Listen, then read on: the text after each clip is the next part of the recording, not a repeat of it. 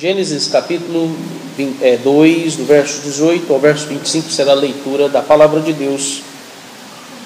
E nós vamos seguir a exposição apenas dos versos 24 e 25. O nosso contexto envolve todos esses versos do 18 ao 25, porque nós temos aqui dois aspectos importantes no relato desses versos. Primeiro, nós temos aqui Deus preparando e também estabelecendo todos os recursos necessários para que Adão recebesse sua mulher.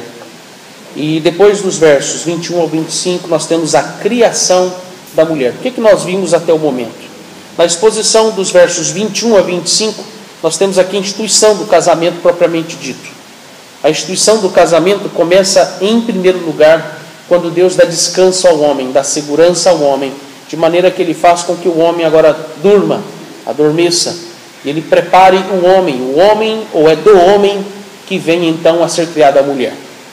O homem, podemos assim dizer, a matéria-prima para que a mulher viesse a ser criada. E, em segundo lugar, nós vimos também que Deus, ao ter preparado o homem, depois ele forma a mulher. Nós vimos então quais são os aspectos aqui que no casamento se atribui à mulher, o papel dela, o lugar dela no casamento. Não se preocupem com os gatos, isso faz parte da criação, né? É da natureza deles, então é assim mesmo. Eles estão tentando resolver alguma coisa ali, não está dando certo, uma hora se resolve, né? Mas continuando aqui,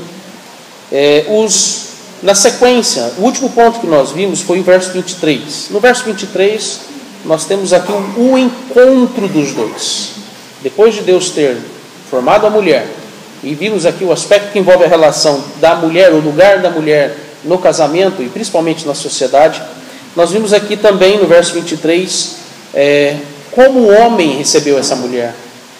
Você percebe que dos versos 18 ao 25, isso se volta mais para, parece-nos aqui que Moisés, quando escreveu essas palavras, esse relato, ele não está aqui apenas contando uma história, mas ele está fazendo uma instrução. O livro de Gênesis faz parte do livro da lei. E a gente pode dizer que, na verdade, Gênesis é uma coletânea que está contida dentro de um grande livro chamado Livro da Lei. Então, o livro de Gênesis é lei também. Aqui nós temos Moisés dizendo ao povo de Israel, e eu diria até mais precisamente aos homens, dizendo como você deve tratar sua mulher, como você deve tratar a sua esposa. Agora, os versos 24 e 25, os dois últimos pontos do capítulo 2, mas dentro do contexto do casamento. Primeiro nós vamos ver sobre a ordenança do casamento. Então, propriamente dito, ou de maneira agora direta, Moisés ele dá uma instrução. Por isso, deixará o homem, seu pai, sua mãe, e se unirá à sua mulher. Então, verso 24. O verso 25, finalizando, nós veremos então o ideal de um casamento. Qual é o ideal? Cuidado para você não confundir a palavra ideal com utopia. As pessoas gostam de pegar, as pessoas incrédulas, as pessoas ímpias, especialmente quando elas estão dentro da igreja.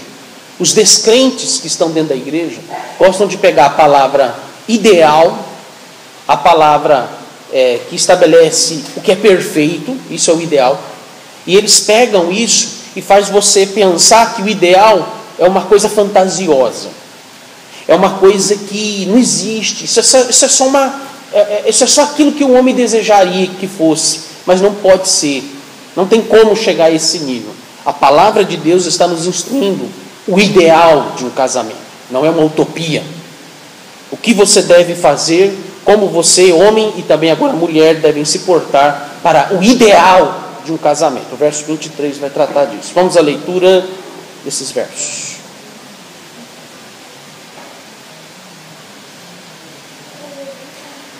A palavra de Deus então nos diz assim: disse mais o Senhor Deus, não é bom que o homem esteja só.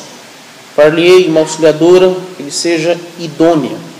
Havendo, pois, o Senhor Deus formado da terra todos os animais do campo e todas as aves dos céus, trouxe-os ao homem, para ver como este lhes chamaria. E o nome que o homem desse a todos os seres viventes, esse seria o nome deles. Deu nome o homem a todos os animais domésticos, as aves dos céus, e a todos os animais selváticos. Para o homem, todavia, não se achava uma auxiliadora que lhe fosse idônea. Então o Senhor Deus fez cair pesado sono sobre o homem, e este adormeceu. Tomou uma das suas costelas e fechou o lugar com carne. E a costela que o Senhor Deus tomara ao homem, transformou-a numa mulher, e lhe a trouxe. E disse o homem: esta, afinal, é osso dos meus ossos e carne da minha carne. Chamar-se-á varoa, porquanto do varão foi tomada. Por isso, deixa o homem pai e mãe, e se une à sua mulher, tornando-se os dois uma só carne. Ora, um e outro, o homem e sua mulher, estavam nus e não se envergonhavam. Amém. Eu começo aqui, de maneira direta, a exposição desses dois versos, a partir da partícula por isso. Vamos começar desse ponto, análise aqui do texto. Essa partícula aqui, irmãos, usada por Moisés, nos lembra o contexto em que o livro de Gênesis ele foi escrito. Apesar de eu ter dito no início, vamos refrisar isso mais uma vez. O livro de Gênesis, ele é parte do Pentateuco. Aqueles Pentateuco, 5 primeiros livros da Bíblia, ou do Antigo Testamento. Nós temos aqui o livro de Gênesis como a primeira coletânea da lei de Deus entregue ao povo de Israel, aos hebreus. Então, o contexto em que o povo recebeu a lei de Deus foi no deserto, lá no deserto do Sinai, após eles terem saído do Egito e também deles terem atravessado o Mar Vermelho. Porque esses dois episódios são extremamente importantes para que eles visualizassem quem era Deus. Então eles primeiro precisavam saber, tomar ciência de quem era aquele que os libertou da escravidão do Egito e também os livrou da morte, porque a travessia do Mar Vermelho foi isso, livrar um povo inteiro da morte. Eles tendem então agora a clara noção de quem é esse Deus, de que esse Deus deixa claro que quer governar esse povo, livrá-los de um governo opressor e agora governá-los de maneira que eles pudessem desfrutar no mesmo ideal como Adão e Eva desfrutaram no jardim do Éden, desfrutaram o conforto, a liberdade que eles tinham. Isso também aqui é colocado, é ensinado, é instruído por Deus, porque agora então ele entrega a sua lei ao seu povo. Infelizmente, a mentalidade cultural e social dos israelitas estava contaminada com a cosmovisão cultural e pagã dos egípcios, especialmente em relação à questão conjugal. Havia um grave problema em relação à questão de infidelidade, adultério, abandono, promiscuidade, imoralidade e as separações, especialmente os divórcios. A palavra divórcio, na verdade, é uma palavra que surge aqui num contexto em que isso tem que ser controlado, mas as separações eram bem frequentes entre os israelitas, por causa da influência dos egípcios. Então, essa partícula aqui, por isso, ela está indicando a ideia, ela está nos lembrando que Deus, ele está aqui instruindo o povo de Israel, em razão pelo qual leis elementares, o casamento é uma lei elementar.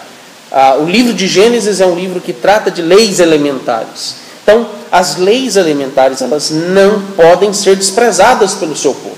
Portanto, este aqui é o ponto que nos faz refletir sobre a jurisdição do casamento. Vamos começar então com esse ponto, que a ordenança do casamento envolve quem legislou em relação ao casamento e quem jurisdiciona com relação à aplicação e também o cuidado com relação à questão do casamento. A pergunta é: quem deve legislar ou quem legislou sobre as questões do casamento?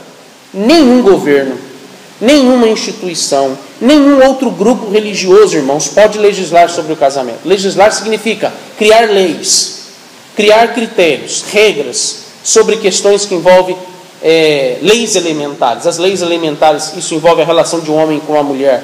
Isso não pode ser alterado porque o próprio Deus foi quem instituiu o casamento. Então, só Ele tem aqui a primeira e a última palavra sobre o casamento. Ninguém pode mudar aquilo que Ele mesmo estabeleceu. Então, um primeiro detalhe aqui é lembrarmos que duas leis, olha como uma coisa tem relação com a outra. Duas leis foram estabelecidas antes da queda, foram constituídas antes da queda. A primeira, você observa que o capítulo 2 é norteado por essas duas principais leis. A primeira lei, quando Deus estabeleceu o dia do descanso para a adoração solene ao Senhor. E a segunda lei foi a ordenança do casamento. Então começa dizendo que, em primeiro lugar, que o homem deve adorar ou amar ao Senhor sobre todas as coisas. Eu vou usar a palavra amar, que é uma palavra-chave aqui. Então ele deve amar a Deus sobre todas as coisas. E em segundo lugar, Deus estabelece um outro grande mandamento: amar o seu próximo como a ti mesmo. Veja, lembrando o verso 23, quando Adão disse para a sua mulher: é osso dos meus ossos, carne da minha carne, ele está dizendo exatamente: você no mesmo valor e dignidade, você é igual a mim, você é compatível comigo. Então, lembre-se, por exemplo, a relação que os 10 mandamentos têm com isso. Porque os 10 mandamentos, eles estão divididos dentro desses 2 grandes mandamentos, que é amar a Deus sobre todas as coisas e amar o seu próximo como a ti mesmo. Agora, se observarmos com atenção, nós vamos ver que este princípio de 2 grandes mandamentos, eles estão estabelecidos aqui em Gênesis 2. O dia do descanso nos remete ao primeiro grande mandamento.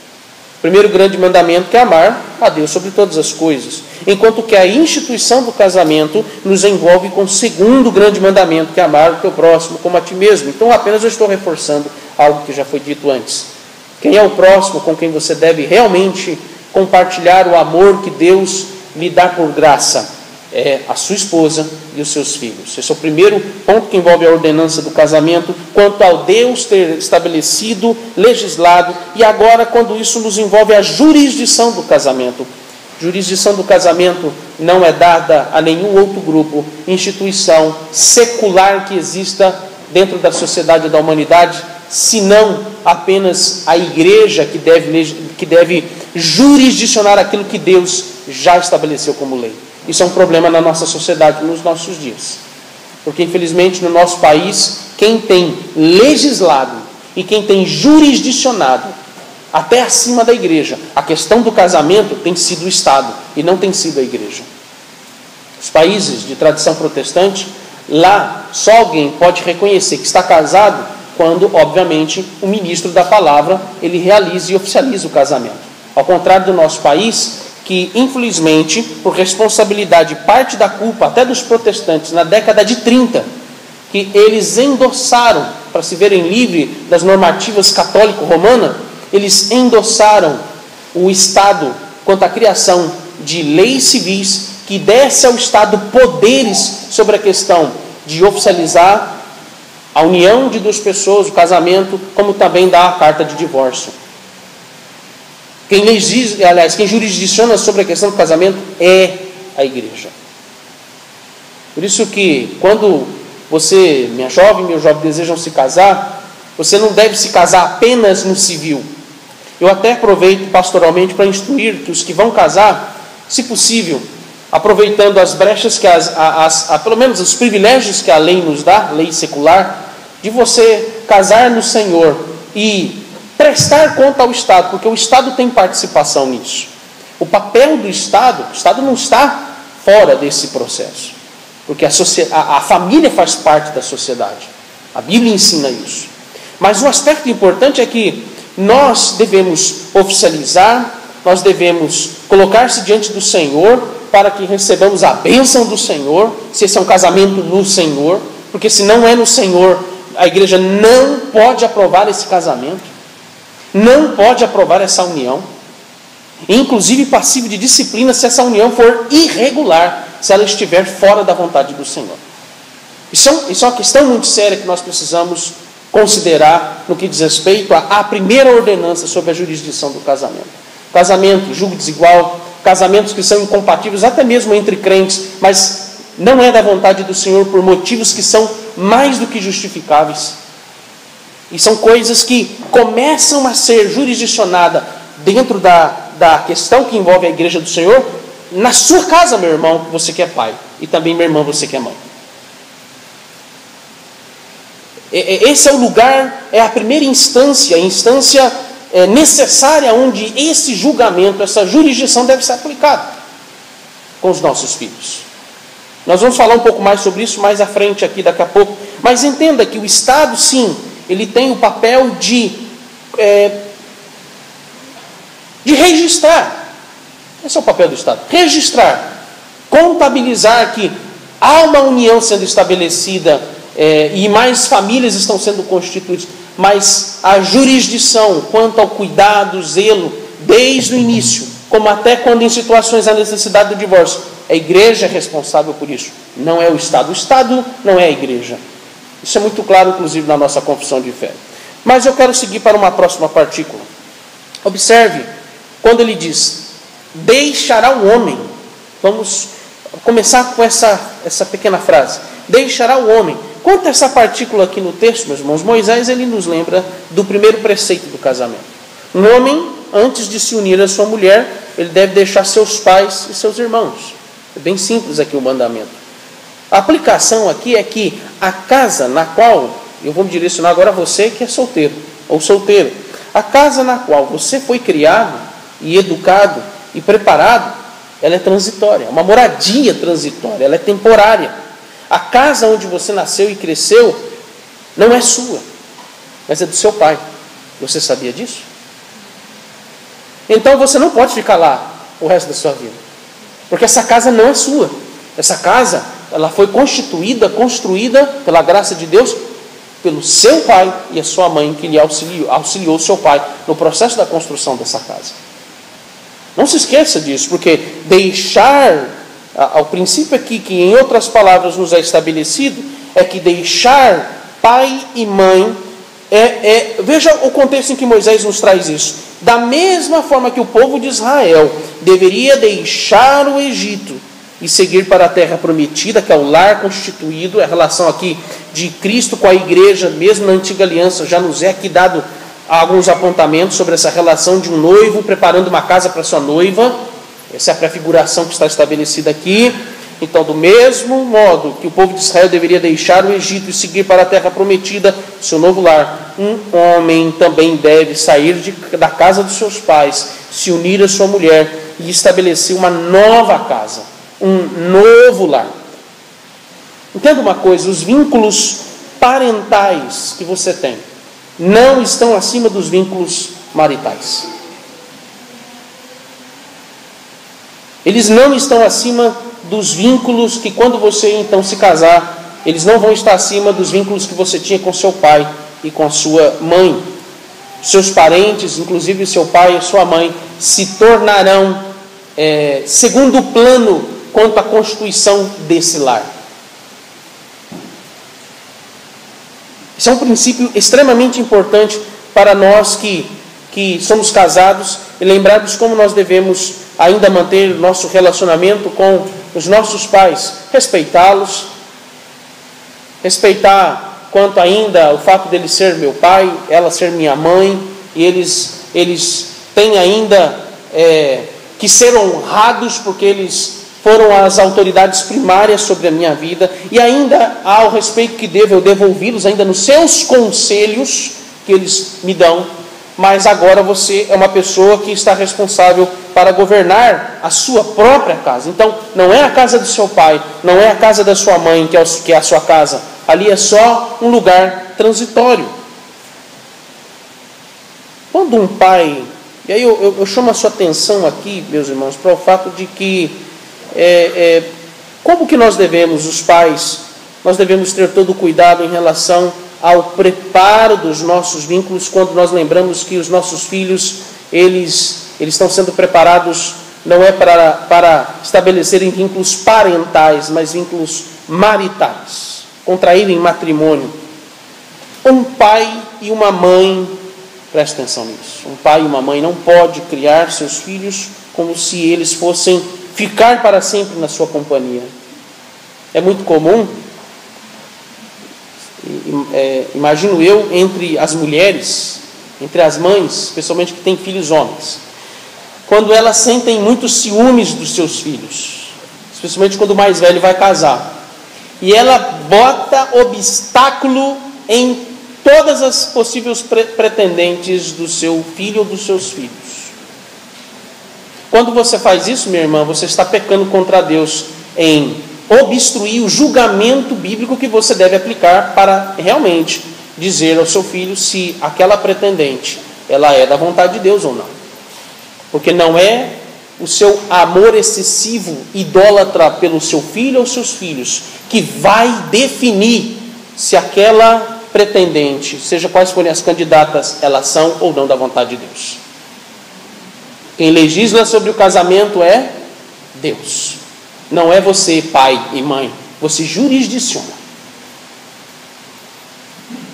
Isso nos lembra, então, o ponto que começa... Onde é que começa o cuidado com o preparo dos nossos filhos? E desde pequeno, eles têm que ser lembrados de que a companhia dos seus pais é temporária. Até porque, constituindo o casamento, seus pais não viverão para sempre. E a pressa, meu querido irmão, que você tem que ter com o seu filho, especialmente os filhos homens, de que ele saia logo de casa. E de que ele sinta a necessidade o mais rápido possível, quando ele estiver numa idade apropriada para isso, para caçar o rumo dele. Estudar, trabalhar e constituir família. A moça é diferente. O cuidado, meu querido irmão e minha querida irmã, que você tem que ter no zelo com a vida da sua filha, em lembrar que ela sairá de casa, o ideal é esse, ela sair de casa apenas quando se casar. E não deixar que sua filha corra riscos, quando ela bem nova, está exposta ao perigo da falta de discernimento e de maturidade de não saber escolher, porque a necessidade natural de casar todo mundo tem, mas de não escolher conforme a vontade de Deus. Então, pense nisso, de que um homem e uma mulher, um pai e uma mãe, devem olhar para os seus filhos não como se eles fossem ficar para sempre na sua companhia, mas os pais não podem criar seus filhos mimando como criancinhas, mas eles devem criá-los na disciplina do Senhor. A palavra disciplina faz muita diferença quando a gente lembra o que é educar os nossos filhos.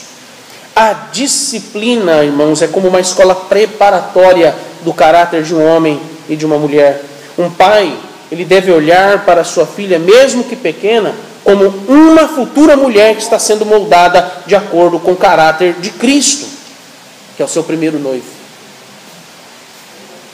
Um homem, um pai e uma mãe, mais precisamente, devem olhar para a sua filha ou suas filhas como que, mesmo ainda pequenas, como futuras mulheres que estão sendo conduzidas para receberem um noivo. Em primeiro lugar, o primeiro noivo que ela deve receber desde pequena, a exemplo do seu pai, é Cristo. E mais ainda, quando um pai deve olhar todos os dias para o seu filho homem, não como uma criança.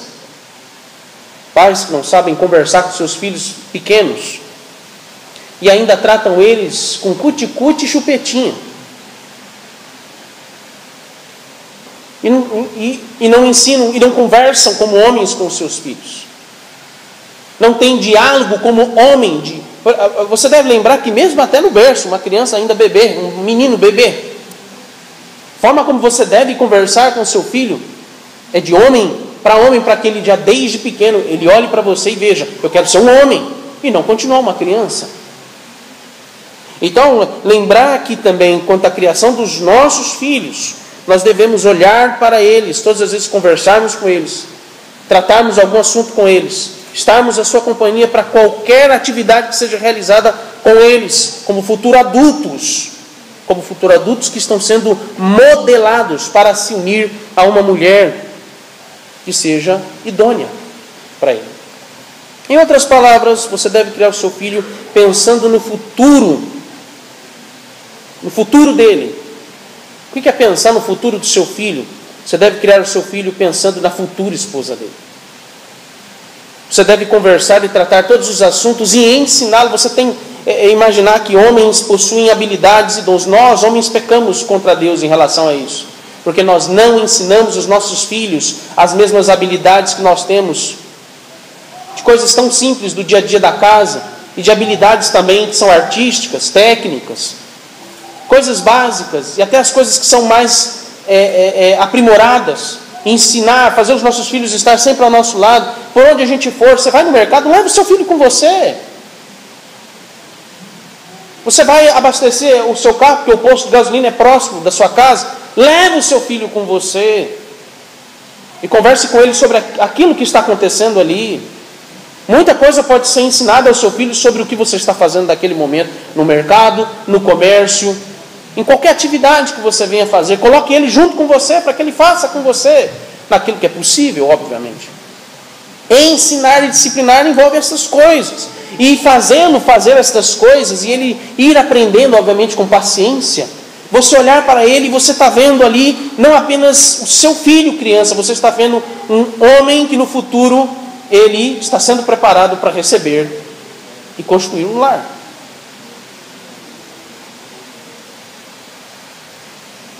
O primeiro a se preocupar com relação à questão do casamento não deve ser, propriamente dito, a criança, ou o jovem, ou o adolescente, mas os primeiros a se preocuparem com a questão do trabalho e do modelar daqueles que estão sendo preparados para o casamento devem ser os seus pais. E é nessa perspectiva que pais devem compreender que os filhos não pertencem a eles. Os nossos filhos são pessoas na qual Deus apenas nos deu a tutela, a guarda deles, para ensiná-los, educá-los para uma nova vida, porque essa vida ela é transitória. É tão didático a antiga e a nova aliança. A antiga aliança fala que o povo de Deus era como uma moça adolescente que estava sendo preparada para receber o noivo, que na perspectiva ainda da nova aliança, agora essa moça deixa de ser adolescente, se torna agora a noiva do noivo, para que eles venham contrair matrimônio no dia glorioso do Senhor, e ele receber a sua noiva, e agora ela se torna a sua esposa. É dessa mesma forma que você deve preparar os seus filhos para o casamento. Antes mesmo dos pais designarem a saída dos seus filhos para se casarem, eles devem se certificar que seus filhos estão preparados no Senhor para isso. A função dos pais, irmãos, é evitar o nascimento de uma instituição que corre o risco de já ter começado a dividida e vai acabar em ruínas. Quanto aos filhos, um breve parágrafo sobre vocês. Os filhos, no contexto de hoje, especialmente os rapazes, deveria ser natural que um jovem se sentisse incomodado, preocupado com o fato de que ele ainda está na casa dos seus pais e ele não tem ainda uma auxiliadora que lhe seja idônea. É essa a sua preocupação, meu rapaz, meu moço, meu jovem? Todos seus estudos, seu trabalho, tudo que você tem feito tem convergido para você então já ter essas preliminares próximas de um casamento, para que você constitua uma família. Não há maior investimento que um homem possa fazer, mais do que uma faculdade, universidade, um doutorado, um mestrado, seja qual for o que você tem ainda em mente. Não há nada que possa substituir o grande investimento que o homem faz quando ele constitui família. E os homens de hoje, eles têm medo de casar. Muitos têm medo de casar. Eu quero lembrá-lo do sermão que nós pregamos, que eu preguei, não me lembro se foi domingo passado ou domingo anterior, mas lembrarmos desse detalhe de que muitos, infelizmente, têm tido medo de contrair matrimônio, porque eles têm um problema sério com relação ao seu coração, que está cheio de lascívia, cheio de impureza. Porque ele não consegue olhar para uma moça ou para uma mulher com o devido respeito de que ele deve tratá-la como tal, com a devida dignidade como Adão tratou Eva. Ainda não era Eva, ela se chamava Varoa. E os homens de hoje têm a mente tão poluída e tão imatura, eles, quando começam a namorar, terminam o namoro porque não dão conta de, quando a conversa avança para casamento, ele fica tão incomodado que ele não aguenta, ele termina o namoro. Como é que resolve-se esse problema? Eu vou lhe dizer como é que esse problema se resolve. Não é terapia, não é você indo no psicólogo, não é você tomando remédio, seja lá para o que for, quando você fica angustiado, sei lá, como é que você reage a isso fisicamente, psicologicamente. A única forma desse problema ser resolvido, meu caro irmão solteiro, é você se arrepender dos seus pecados e confiar no Senhor Jesus Cristo, pedir socorro a Ele e suplicar para que Ele te constitua e reconstitua a sua consciência, para que você tenha condições e preparo para você se casar. E esse casamento perdurar. Ele vai perdurar não é porque você é forte. Todos nós aqui somos fracos. Ele perdura, ele é sustentado, ele é preservado porque o Senhor é quem sustenta esse pacto, essa aliança entre um homem e uma mulher.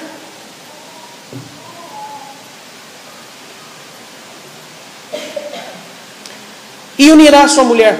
Vamos agora para essa terceira partícula aqui, esse terceiro trecho agora aqui do verso 24. Unirá a sua mulher. Nós vamos começar pelo verbo unir. Aqui, este verbo, o significado, ele estabelece aqui o conceito de casamento. Unir. Então a Escritura, em apenas uma palavra, nos dá aqui com exatidão o que significa o casamento. União. Na ordenança do casamento, você precisa lembrar que aqui nós temos uma unidade. Casamento significa comunhão. Assim como Deus, por meio de um pacto, ele se relaciona com o seu povo, ele tem comunhão com o seu povo. Assim também no casamento, que é muito didático para nos ensinar sobre a relação de Cristo com a igreja. O casamento é uma comunhão. Dois se tornam uma só carne. Obviamente eu quero falar disso posteriormente, mas veja que um casamento no Senhor significa estar sob uma condição honrosa. Vou definir o que, de forma tão simples, o que significa o casamento, significa uma condição honrosa, uma condição digna. Por isso que o casamento é a decisão mais importante da vida de um homem e de uma mulher. Tudo que você irá construir em sua vida irá ser ou vai ser compartilhado a dois. Casamento é a decisão mais importante nas nossas relações sociais e também naquilo que envolve agradar a Deus. E eis o porquê nós temos que ter muito zelo, cuidado com as nossas escolhas em relação a quem você vai se unir.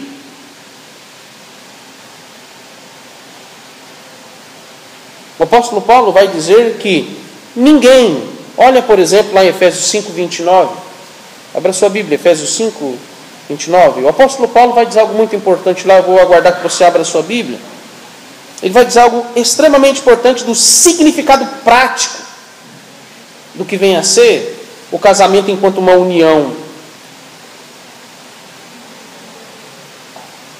Ele diz assim: ninguém jamais odiou a própria carne, antes a alimenta e dela cuida, como também Cristo faz com a igreja, porque somos membros do seu corpo. A igreja, veja que a igreja é tratada como uma unidade em relação à pessoa de Cristo. Cristo é o cabeça e a igreja é o corpo. Da mesma forma como você vê que o casamento envolve esse tipo de união. Quando um homem ele contrai matrimônio com a mulher, eles se unem, significa ali que os dois se tornando uma só carne. A sua esposa, lembra do sermão passado? É um pedaço de você. Porque por isso que foi criada a costela. Porque a ideia é de uma só carne. E você não correu o risco de pegar a costela do outro. E aí o negócio é complicado porque você pega a costela do outro, aquela costela não é compatível com o seu corpo. E se não é compatível, seu corpo vai ficar enfermo. E aquele corpo vai ser amputado. O que significa o divórcio? Aproveitando a oportunidade do significado do casamento em relação ao divórcio. Divórcio significa amputação da parte morta. Isso é grave, isso é sério, para que a gente possa pensar no significado de algo que é tão belo, tão esplêndido, perfeito que Deus criou, mas que por causa do pecado se torna a coisa mais trágica e terrível na vida de uma pessoa. Quando a confissão de fé nos fala sobre o divórcio significa que a pessoa deve considerar a outra parte morta. Já pensou? Ter que tratar a parte da qual você foi casado não sei quanto tempo como parte morta, porque teve que amputar. Para o bem dos dois, teve que amputar. Então, o apóstolo Paulo está nos dando aqui essa ideia de que aquele que realmente está unido à sua costela,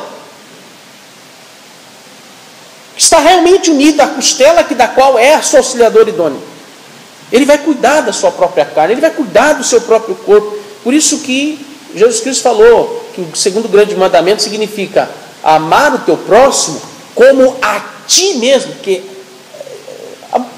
veja bem, uma confusão absurda na cabeça das pessoas. Tem gente que fala que para amar o outro, você tem que amar a si mesmo, e que amor a si mesmo é mandamento. Não, amor a si mesmo não é mandamento. Ninguém deseja prejudicar o próprio corpo. O que o apóstolo Paulo está dizendo aqui é que, naturalmente, nós fazemos de tudo para cuidar, para ter o bem-estar da nossa própria vida, do nosso corpo. Uma pessoa em sã consciência, ela luta para que o corpo dela seja preservado de doenças, enfermidades, tantas outras coisas que pode prejudicá-la, pode trazê-la ou pode levá-la à morte. E ele luta contra a morte, preservando-se. Como é então a sua esposa? É parte da sua carne, osso dos seus ossos. É a sua costela que foi tirada e colocada de volta, e agora, em forma de uma mulher. E você deve cuidar dela como sendo exatamente o seu próprio corpo.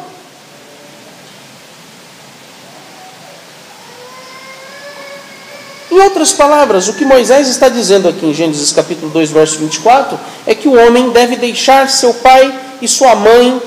Quando ele usa a palavra unir, um outro aspecto prático dessa palavra aqui, união, é para que, deixando seu pai e sua mãe, esse homem, ele venha amar a sua mulher. Amor é aqui sinônimo de unidade, de comunhão. A verdadeira unidade no casamento é estabelecida pelo amor entre um homem e sua mulher. Agora veja, que amor é esse que deve ser exercitado e aplicado no casamento? O mesmo que Cristo manifesta pela sua igreja. Porque assim como Cristo, um homem que realmente está unido à sua esposa, é capaz de dar a sua própria vida por ela. Assim como Cristo deu a sua própria vida pela igreja, esse homem, ele será capaz de dar a sua própria vida pela sua esposa e pela sua família. Ele deseja, isso significa que ele deseja livrá-la do perigo da morte. Essa palavra união nos remete à mesma relação pactual que Cristo tem com a sua igreja. Veja que o apóstolo Paulo, por exemplo, em Romanos capítulo 6, verso 5, ele vai nos dizer que nós estamos unidos, rapidamente, um exemplo teológico que se aplica ao casamento, a doutrina da união mística da igreja com Cristo, quando ele diz que nós estamos unidos a Cristo em sua morte e também em sua ressurreição. Essa doutrina aqui é o modelo exato a ser seguido por um homem em relação à sua mulher. Ele deve lutar pelo bem-estar dela, porque esta mulher é parte do seu corpo. Se ele não cuidar dela, e se ele agredi-la, seja verbal, seja moral, seja também fisicamente, ele não está agredindo uma outra pessoa, mas ele está agredindo a si mesmo. Ele está destruindo o seu próprio corpo. Se ele não alimenta a sua esposa, ele está deixando o seu próprio corpo entregue à fome, à escassez, à enfermidade e à destruição. Maltratar a sua esposa, ser indiferente com a sua família, significa que você está na mesma medida, recebendo a mesma recompensa. Não cuidar da sua família, não amar a sua esposa, significa que você está provocando, promovendo a sua própria ruína e decadência.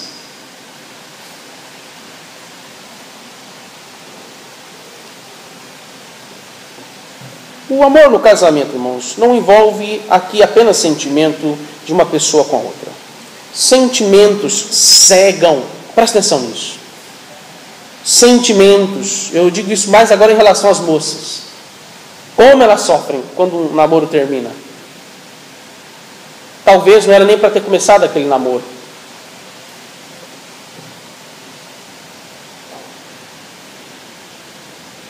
Porque, rapaz, olha aí para os homens. O homem é frio, mais racional, mais tranquilo.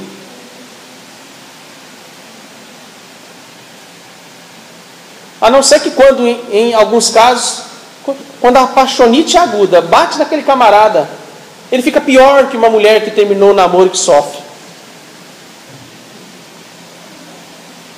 É mais vergonhoso, mais desonroso, porque talvez não era para ele ter começado aquele namoro. Ele começou aquele namoro, não é pensando com a cabeça, mas pensando ou concluindo as coisas com sentimento, com emoção. Então, preste atenção nisso. Sentimentos seguem um propósito de uma união entre homem e uma mulher. Não se esqueça que sentimentos são como a névoa, são como neblina. Por mais densa que possa estar essa neblina, ela se dissipa muito rápido. Sentimentos são como neblina, porque por mais forte que seja essa paixão, ela não durará muito tempo. Ela vai desaparecer e vai dar lugar ao remorso, à insegurança, ao medo e à indiferença, quando um relacionamento, ele percebe que aquele relacionamento tem alguma coisa errada. Com a mesma densidade que se dissipa uma neblina, uma névoa, da mesma forma, quando também se manifestam as paixões no coração, seja de um homem ou de uma mulher, e eu digo às minhas queridas irmãs, tomem cuidado com a neblina das paixões. Minhas queridas moças, minhas filhas, tomem cuidado com as névoas densas das paixões no seu coração. Com a mesma densidade em que se manifestam essas paixões do coração, é com a mesma velocidade que dará lugar à infâmia, à culpa, o remorso, o pecado e a repugnância do mal que vocês fizeram um contra o outro. O apóstolo Paulo vai dizer que as paixões no qual Deus entrega os homens, lá em Romanos capítulo 1, elas são infames. Paixões infames são aqueles sentimentos e desejos baixos, imorais, impuros, que são alimentados pela mentira e o egoísmo, e que o mais grave disso, não conseguem discernir qual é a baixeza, a imoralidade, a impureza desses pensamentos motivados por paixão, porque elas por vezes são confundidas com o desejo de fazer o bem para o outro. Mas no final das contas você quer satisfazer a si mesmo usando uma outra pessoa. Isso significa paixões infames, provocadoras.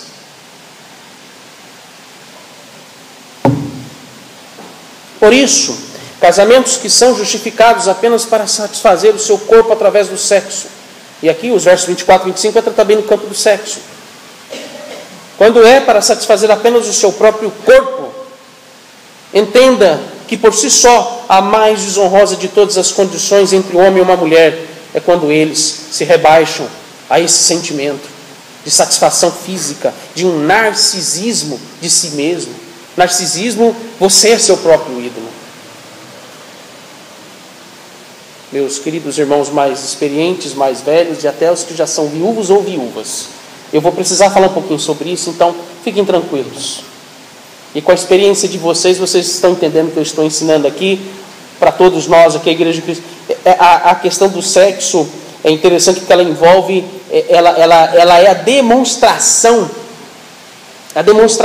mais íntima que se tem do que significa a união entre um homem e uma mulher, para a constituição de uma sociedade através de uma família. E o cuidado que a gente tem que ter com relação a isso, porque homens e mulheres tendem hoje a tratar o assunto sexo, relação íntima, relação marital, com sentimentos, em vez de usar a razão.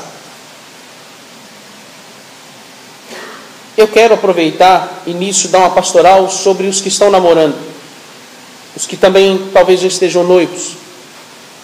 Talvez você esteja conversando com alguém, orando com essa pessoa, e não se considera ainda namoro, esse negócio é meio confuso. Eu tenho uma dificuldade com esses negócios de definir o que é namoro, o que não é, e aí no meio da situação já não estão nem namorando e nem orando, eles estão na verdade fazendo outra coisa. Então vamos aqui pensar de forma muito clara sobre o teu papel e o teu lugar, meu querido jovem, minha querida jovem, sobre o que envolve você conversar com alguém e se preparar com alguém em relação ao casamento, não tenha conversa sobre sexo com essa pessoa. Você não tem direito de conversar sobre intimidades com essa pessoa. É por isso que eu adoto a postura de que não toque nessa pessoa. Não encoste a mão nessa pessoa, porque ela ainda não é sua, ou ele ainda não é seu. A união se concretiza com todos os privilégios e as bênçãos de um casamento. É no momento em que então o pai dela entrega essa moça a você, porque todos os conformes já foram tratados com a família dela e com a sua família. E foi aprovado e confirmado pelo povo de Deus, a igreja do Senhor. Para que festejemos, para que nos alegremos e celebremos uma união no Senhor.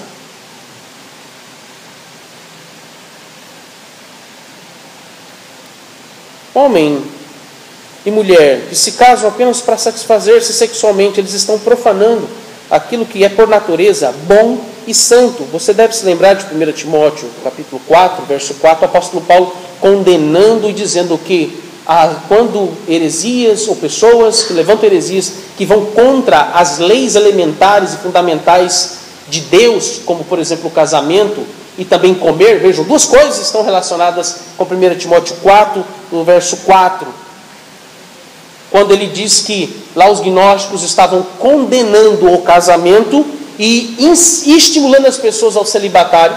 Isso acabou influenciando a Igreja Católica Romana, de maneira que a Igreja Católica Romana tem por algo santo quando alguém não se casa. E o conceito de que casamento é apenas para a procriação. E o pior disso é que há um senso comum entre tanto os católicos e outras vertentes religiosas de tratar o matrimônio, o casamento, eu acho que é contraditório até dizer que é sacramento. Esquisito dizer que é sacramento e ao mesmo tempo ter o senso comum de que um homem deve tratar a mulher como se ela fosse um tipo de demônio, ou como se ela fosse um tipo de tentação contra o seu próprio corpo, a sua alma, por influência do gnosticismo. Por isso que na nossa sociedade atual, não apenas por causa da imoralidade da libertinagem, mas também por causa de conceitos falsos que usam da própria Bíblia para dizer que aquilo é santo, e não é, na verdade ele está profanando aquilo que é bom, e naturalmente foi criado por Deus perfeito, que é o caso do casamento, e usam isso para inclusive fazer com que as pessoas fiquem constrangidas de conversar exatamente sobre sexo. A escola não é lugar para se conversar sobre esse assunto. Matérias e disciplinas nas escolas que tratam do assunto, que é algo muito íntimo, não é para ser tratado lá. Não é o professor ou a professora dos seus filhos que devem falar sobre esse assunto com eles. É você, meu querido irmão e minha querida irmã, com seus filhos.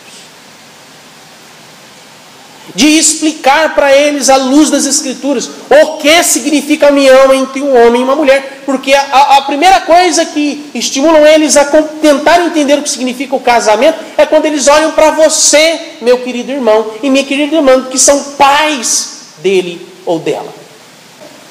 Como um homem trata uma mulher e como uma mulher trata um homem, porque a sua filha e o seu filho, eles vão repetir a mesma coisa quando eles se unirem a um outro homem e uma outra mulher. União, então, expressa aqui no verso 24 nessa perspectiva. Agora, uma só carne.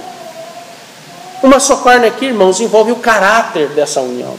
Há algumas coisas que eu já havia dito no ponto anterior, elas agora estão relacionadas aqui com a expressão que está colocada aqui no final do verso 24, quando diz: eles vão se tornar uma só carne. Eu poderia parar por aqui quanto à exposição desse texto, mas há algumas questões importantes aqui a serem colocadas. Uma só carne aponta para o caráter do casamento, a união tanto espiritual como física de duas pessoas aqui, como sendo o homem e uma mulher. Isso aqui, irmão, nos leva ao que determina o 7º mandamento: não adulterarás. O casamento é uma relação que envolve o gozo de uma vida a dois. Aquele princípio proibitivo que diz não adulterarás, na verdade ele está te dizendo que você deve desfrutar do prazer, do gozo, do deleite da sua alma e do seu corpo como outra pessoa no casamento. É isso que ele está ensinando. Voltar às origens dos nossos primeiros pais antes da queda, no desfrute, na felicidade de uma vida a dois. Duas pessoas que são capazes de construir. Não são dois planos, não são duas visões de mundo, não são duas casas, não vão construir dois futuros, não vão ter dois projetos de vida, mas eles vão ter só um plano, um projeto de vida. Eles vão ter só uma visão de mundo e das coisas. Eles vão ter um só futuro, uma só vida. Vão morar na mesma casa, vão dormir na mesma cama. E almejem, desejem, quem sabe, morrerem bem velhinhos, os dois juntos.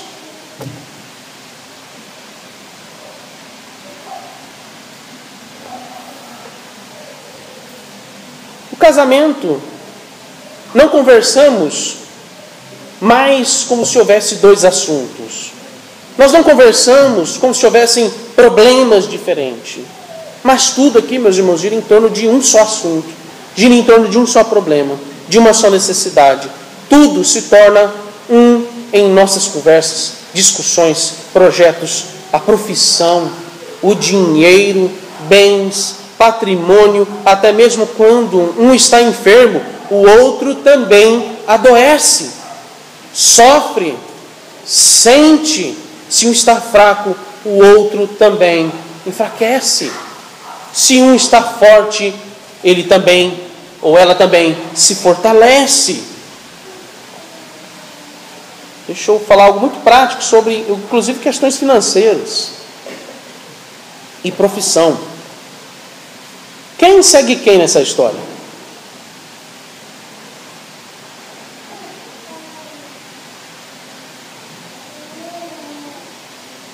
Não é o homem que segue a profissão da mulher e se submete à vocação dela. É a mulher que se submete à vocação e à profissão de um homem. Eis um outro critério importante para você entender, que estas coisas pesam em relação à sua costela, meu querido irmão. Imagine um militar casado com uma mulher que ela não gosta de mudar de casa, ela tem dificuldade porque ela foi criada, ou ela também tem uma mentalidade de que ela deve morar num só lugar, numa só casa. O militar muda.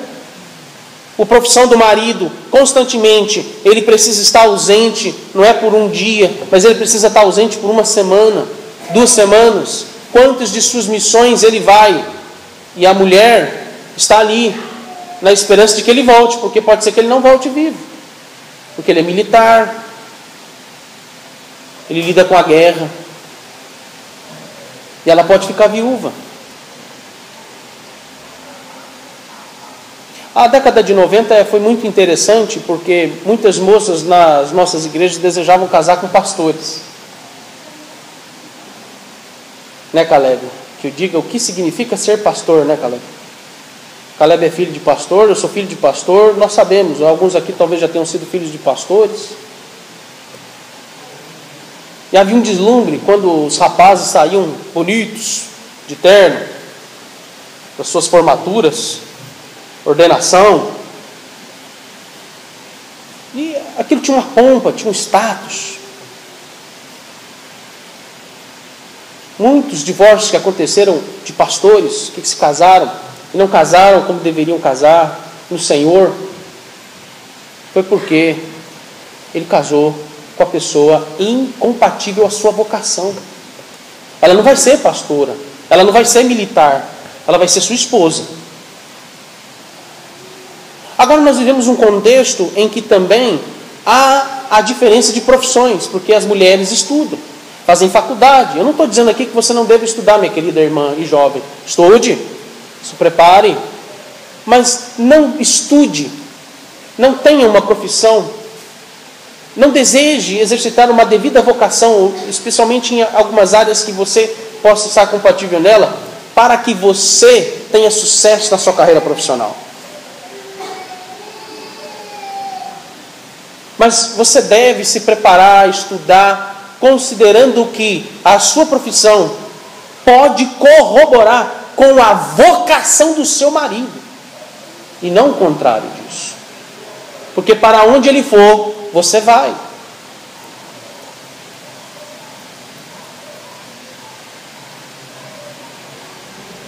A profissão dele está intrinsecamente ligada ao seu papel de deixar todas as coisas preparadas para que ele tenha condições de exercer a sua vocação, porque um homem, ele deve exercer o papel de vocação pública.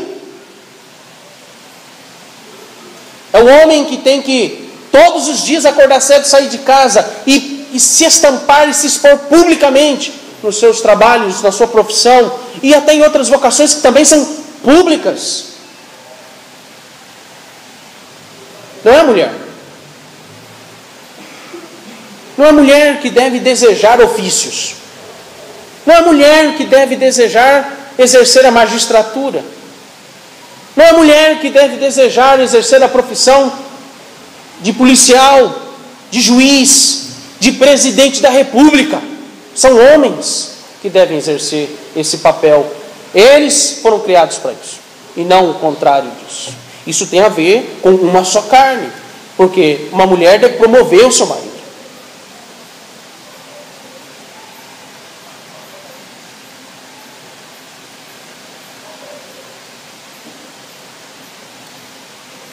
Isso nos é ensinado de forma muito interessante lá em Efésios capítulo 5, quando de forma muito simples, a partir do verso 23, o apóstolo Paulo, ele vai dizer o que significa um homem amar sua mulher e uma mulher amar seu marido.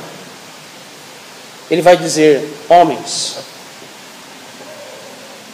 liderem a sua casa. Ele vai dizer à mulher: sejam submissos aos vossos maridos.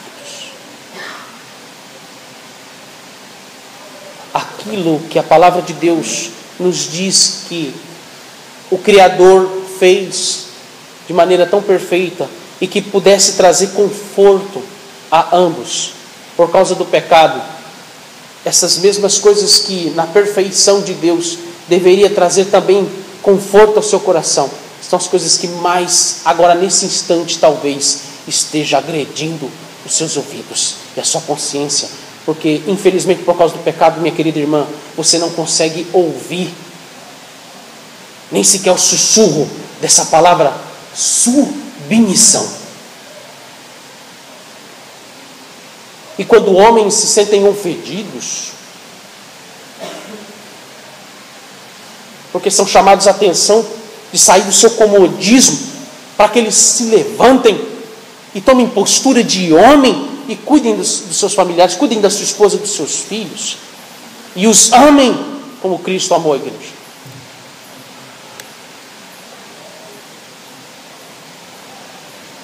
Outro ponto importante: a infidelidade sexual tende a ser, não é aqui o primeiro de todos os problemas no casamento. Isso é um alerta para você que já está casado, ou eu, todos nós, especialmente os homens. A infidelidade sexual, ela não tende a ser o primeiro de todos os problemas no casamento, mas ela é provocada quando o homem não ama a sua esposa e a sua mulher não é submissa a ele. A inversão de papéis no casamento se torna exatamente aqui, meus irmãos, o principal motivo pelo qual um homem, ou até mesmo uma mulher, ela é capaz de abrir a janela do seu coração para um estranho. Se um homem não ama sua mulher e uma mulher não é submissa ao seu marido, eles estão simplesmente deixando de suprir a alma e o corpo um do outro. Se um homem e uma mulher cumprem juntos os seus respectivos papéis, então eles serão supridos, não é um pelo outro, mas eles serão supridos pelo próprio Cristo com contentamento e satisfação, até nos momentos íntimos. Veja, por exemplo, o que nos diz lá em Hebreus capítulo 13, versos 4 e 5. Abra a sua Bíblia, Hebreus 13, versos 4 e 5.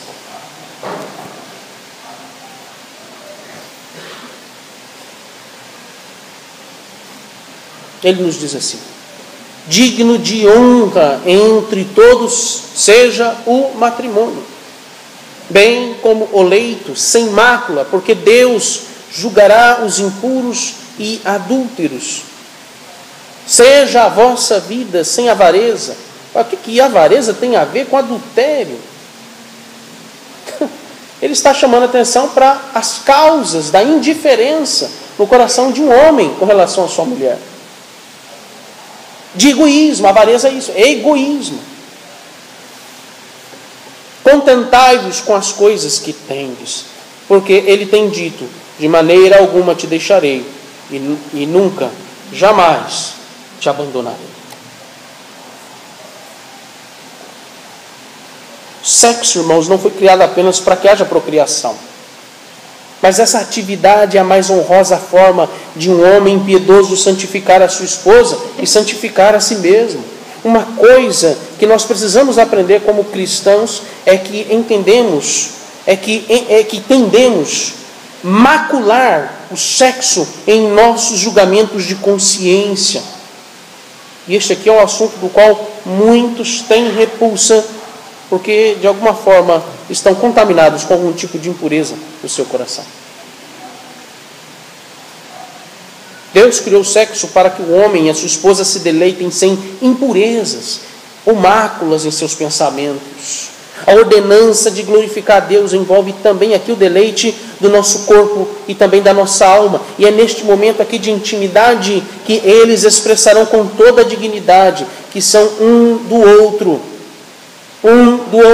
apenas um do outro. E não é só isso, mas quando eles estiverem ali juntos e um estando com o outro, naquele gozo e deleite santo, eles vão lembrar: pertencemos a Deus. John Piper vai dizer que a intimidade de um marido com a sua mulher é um teatro do qual Deus é o único espectador, e que ele, sendo perfeito e santo, ele contempla a sua glória quando um homem e uma mulher se unem. Tamanha, irmãos, é essa bênção. Tamanha é considerarmos que o sexo num casamento no Senhor é uma bênção que o próprio Deus, olha Gênesis capítulo 1, verso 28, que o próprio Deus, ele abençoou um casal perfeito. E ele disse: sede fecundos, multiplicai-vos e enchei a terra e sujeitai-a. A consequência de um sexo no casamento no Senhor é que você vai gerar filhos no Senhor, rebentos. Salmo 128 fala que os filhos são rebentos da oliveira ao redor da sua mesa. O Salmo 127 vai dizer que os nossos filhos são como flechas na nossa aljava, porque são bênçãos do Senhor, de um casamento no Senhor. Você imagine uma relação íntima entre um homem e uma mulher que são incompatíveis um com o outro, porque não pensam no mesmo Deus, não creem no mesmo Deus. Eles estão ali maculados, se é que não já se macularam antes de se casarem, que é o que é comum acontecer, a fornicação.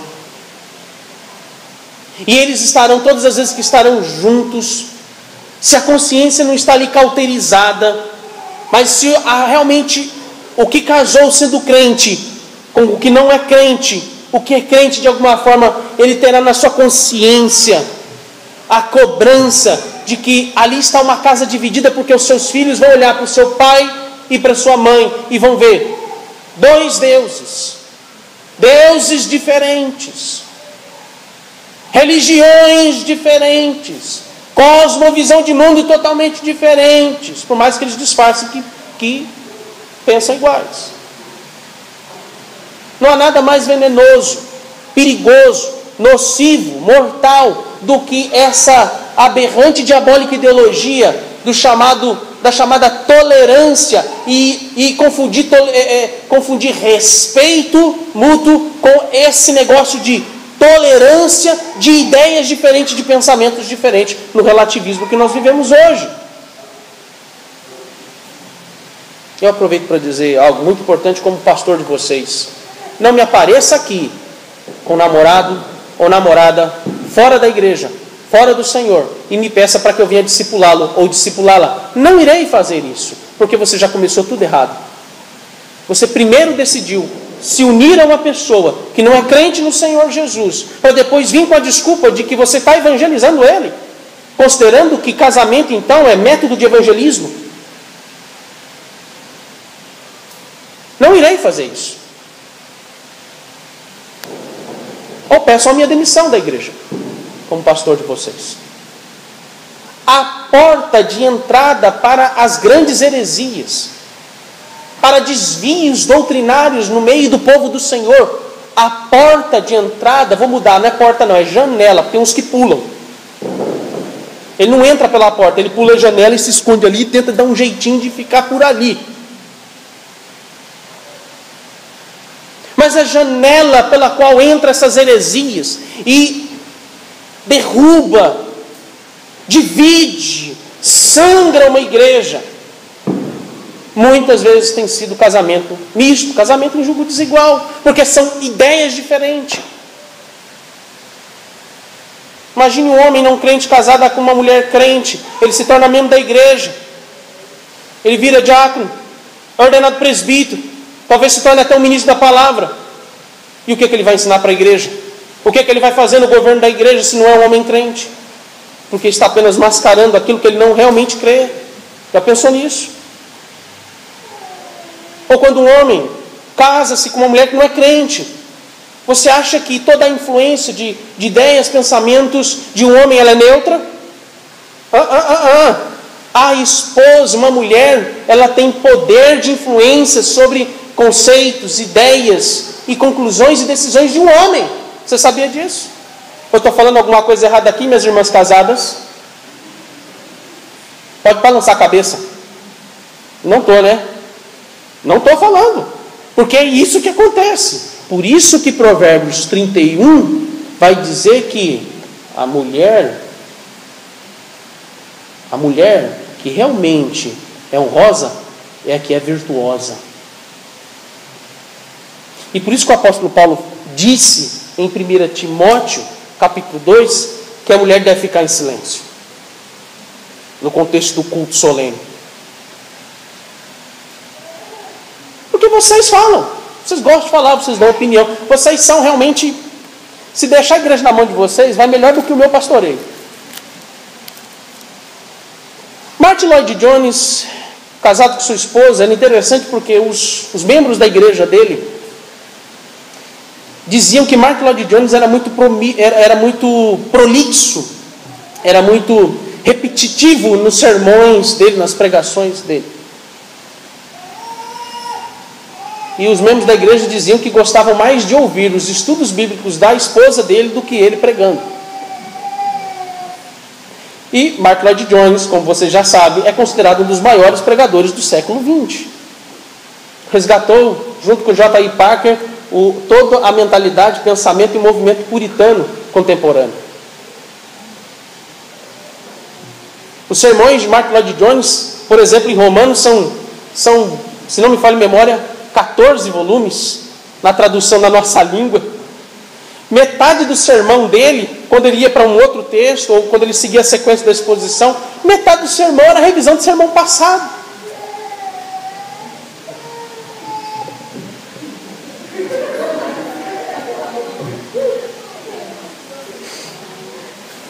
Isso é muito comum entre pastores que têm sua esposa.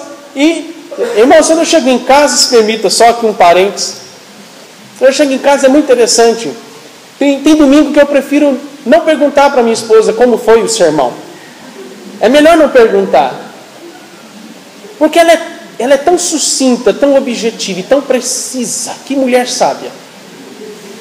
Em poucas palavras, ela define quase tudo que... Eu digo quase tudo porque aquilo que envolve a ação do Espírito Santo, ela não pode. Mas quem é que deve pregar?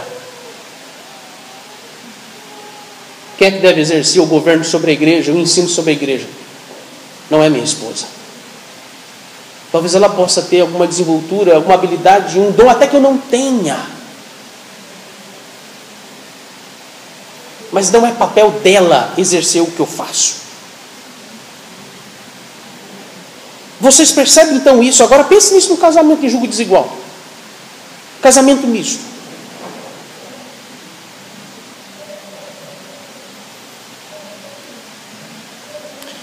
Voltando ao ponto do que envolve aqui a beleza e a bênção da intimidade matrimonial, do sexo. Veja aqui uma distinção. Animais procriam por instinto. Vimos aí um exemplo prático agora há pouco de 2 gatas que engafinhando, porque o negócio para eles é por instinto. Mas o homem e sua mulher, eles não procriam por instinto. Eles perpetuam uma descendência. A primeira coisa que devemos pensar sobre os filhos em relação a este ponto é que Deus nos dá a bênção de gerarmos, não são meramente seres humanos, mas é porque Deus nos dá a bênção numa relação no Senhor, de gerarmos discípulos de Cristo, se tivéssemos essa consciência em nossos lares, de que nós devemos gerar discípulos de Cristo. As nossas casas seriam outras casas.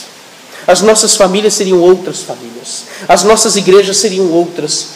E a nossa sociedade, a nossa nação, os nossos governantes seriam totalmente diferentes do que nós temos hoje.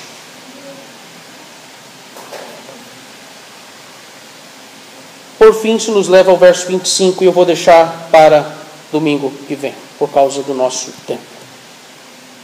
Que o Senhor nos abençoe. Amém. Coloque-se em pé. Vamos orar.